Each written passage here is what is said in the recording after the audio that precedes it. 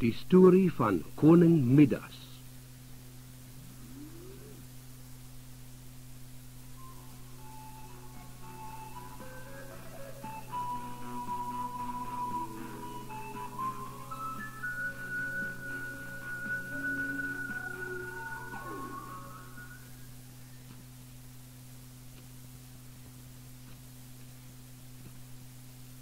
Koning Midas sit in sy skatkamer en tel sy geld.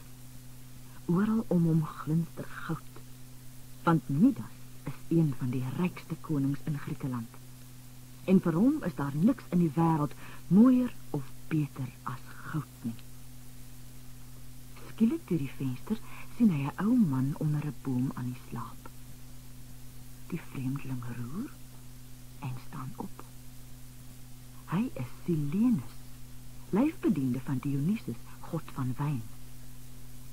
Midas voel geëerd om so 'n gas te hê, en hy gee Silenus 10 dae lank net die beste kos en drank, voor hy hom na Dionysus op die berg Olympus terugneem.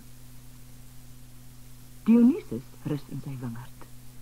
Hy lê in pesel aan 'n tros druiwe.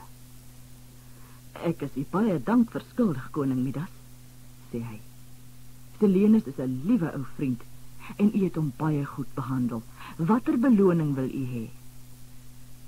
Midas weet dat Dionysus allerlei wonderlike dinge kan laat gebeur, en dadelik dwaal sy gedagtes na goud.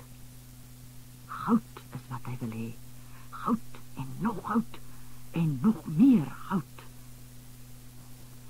Ek wil hê dat alles waaraan ek raak, moet in goud verander, sê hy. U wens word toegestaan, koning Midas, maar u sal u inhaligheid nog berou. Onthou my woorde.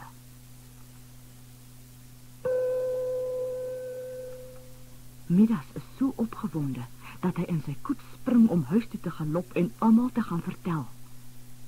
Toe sy voete aan die vloer van die koets raak, verander dit in suiwer goud.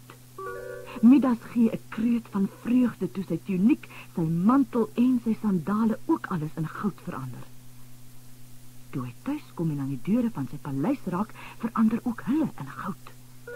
En toe hy die binnehof betree, verander die keie in goud. So ook die blom wat hy in die paleistuin pluk. Die blom verloor dadelik sy geur en kleur, maar Midas gee nie om nie.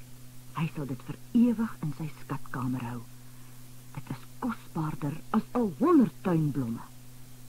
Ek is ryk, ek is die rykste man in die wêreld, skree Midas vir sy dienaars.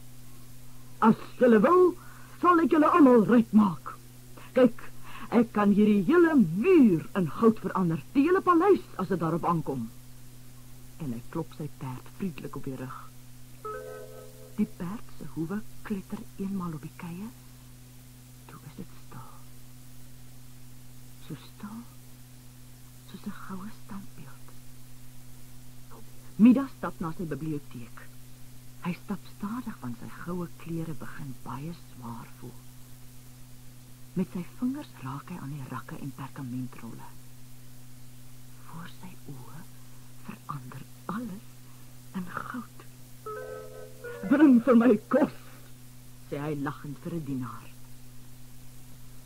Toe die dienaar weer inkom en die goue teëls, die goue suile, die goue papiere en die goue verf op die mure sien, gaan hy verstom staan. Hy sit die kos en 'n bakkie water waarin die koning sy hande kan was voor Midas neer. Maar toe Midas sy vingers in die water steek, word dit soliede goud. En toe hy aan sy wyn proe, verander sowel die bokaal as die wyn in goud. Midas gryp sy dienaar se arm beet. Wat gaan ek doen? Ek kan nie eet of drink nie. Die dienaar antwoord nie. Hy staar Midas met harde, goue oë en 'n goue gesig aan. Papi, verander my waantjie in goud. En my bakkie in my lepel. Die koning se jong seun en dogter hardloop met uitgestrekte arms by die kamer in. Midas probeer hulle waarsku, maar toe hulle hom begin omhels en soen, verander hulle in 2 goue standbeelde. Trane val uit sy oë. Dink, dink, dink. Die druppeltjies water val as klonte goud op die vloer. Midas is radeloos. Hy besluit om na die berg Olympus terug te keer. Maar teen die tyd wat hy daar kom, is hy rasend dors en honger en doodmoeg van die swaar goue klere wat aan hom hang. Wel, koning Midas, lag die klinkende stem van Dionysus. Het jy al genoeg goud om jou gierigheid te bevredig? Ek haat goud, sê Midas en sug wanhopig. Waarom het jy ooit my lawwe wens toegestaan? Ek kan nie eet of drink nie en my arme liewe kinders het in suiwer goud verander. Ek smeek u, Dionysus, skud hierdie verskriklike vloek van my af. Dionysus lag toe hy sien hoe Midas in 'n enkele dag verander het.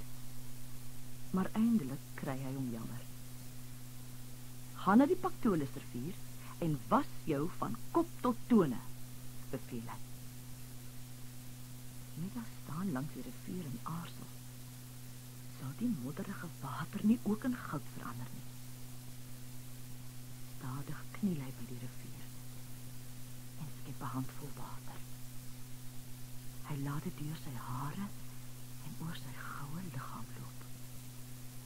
Stadig val goudvlokkies in die rivier en gaan op die bodem lê. Keer op keer skep Midas hande vol water en baai homself daarin tot hy nie meer goud is nie. En toe hy aan die groene gras op die rivierbal raak, word dit nie goud nie.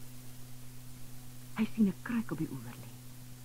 Hastig skep hy dit vol water en jaag na sy paleis terug. Daar giet hy die water uit op die 2 goue standbeelde wat vroeër sy kinders was. Skaars het hy dit gedoen, of sy seun begin weer klets asof hy nooit 'n goue standbeeld was nie. Sy dogtertjie sit haar arms om sy nek en soen hom.